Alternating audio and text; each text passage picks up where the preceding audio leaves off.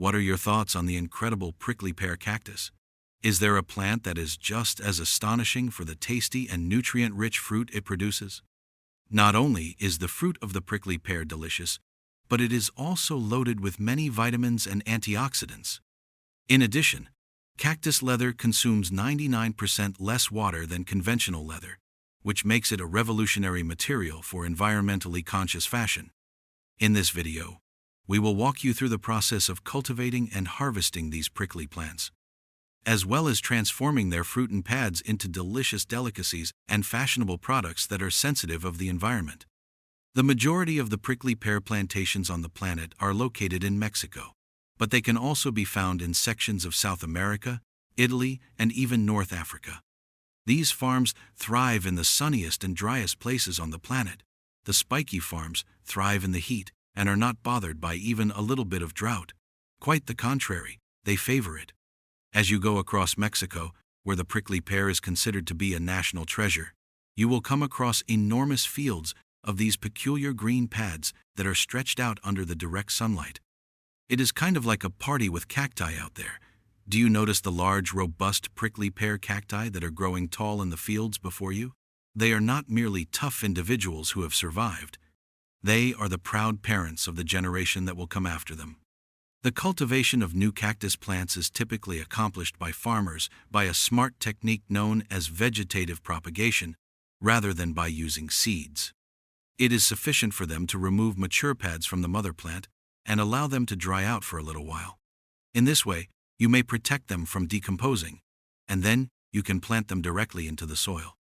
When it comes to cultivating a robust and good-looking crop of prickly pear cacti, it is not as simple as planting them and forgetting about them.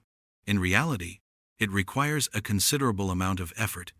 In order to provide the young plants with an increased supply of nutrients, farmers carefully incorporate mineral-rich fertilizers into the soil.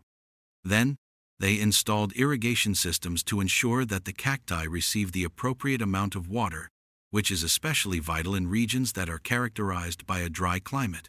Insects and weeds too? That's right, those are a problem as well.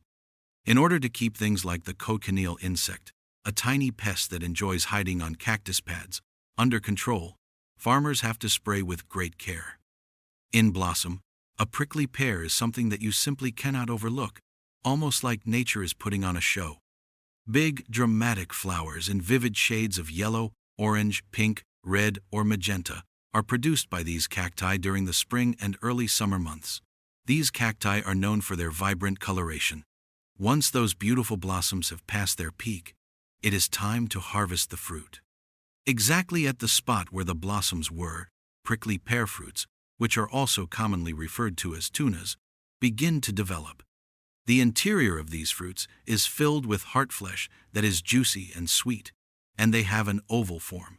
They are covered in small spines. However, not every fruit is allowed to remain. They often only maintain 5 to 6 fruits on each pad in order to guarantee that the remaining fruits receive all of the nutrients they require in order to develop into plump, tasty, and high-quality fruits. Prickly pear fruits are typically available for harvest between the end of summer and the beginning of October. This is the time when they have reached their full color, which can be a vivid red, a deep purple, or a golden yellow, depending on the species. The harvesting of them is not as straightforward as plucking apples. These fruits are covered in glochids, which are very small spines that can be very painful. Therefore, farmers should come prepared. To remove each mature fruit from the pad, they put on protective gloves, grab their buckets, and then use a sharp knife or tongs to twist or chop each fruit while being careful. In order to avoid such annoying spines, some people even utilize tools with lengthy handles. As soon as the buckets are full, the harvesters move the prickly pears into larger bins, carefully pouring them in so as not to cause any damage to the fragile fruit. The next step is to load these bins onto trucks and transport them to processing facilities, which is where the transformation process actually starts. Upon arrival at the facility, the bins containing the prickly pears are unloaded, and then their contents are poured onto rolling machines that are specifically intended to remove the spines. Rollers made of soft rubber are used in these machines, and they gently rub the fruit to clean it. there is no longer any cause for concern regarding prickles. Conveyor belts are used to transport the fruits after they have been despined. The fruits are then carefully sorted by the industrious crew according to their size, maturity, and quality. In the next level of processing, only the very best are allowed to proceed. The combination of human attention and technological precision is the ideal combination. One of the most popular ingredients in many kitchens is prickly pear fruit, which is also known as tuna in Spanish. Creating sweet jams, refreshing juices, tart syrups, candies, and even fermented drinks like prickly pear wine are all popular ways that people like utilizing this particular fruit. There are also others who enjoy eating it fresh after it has been peeled, sliced, and cooled. Each and every one of these vivacious fruits contains a wealth of nutrients. Antioxidants, vitamin C, magnesium, potassium, and fiber are all abundant in foods that contain it. Additionally, it contains betalains, which are pigments that are responsible for the color of beets and have qualities that act as anti-inflammatory agents.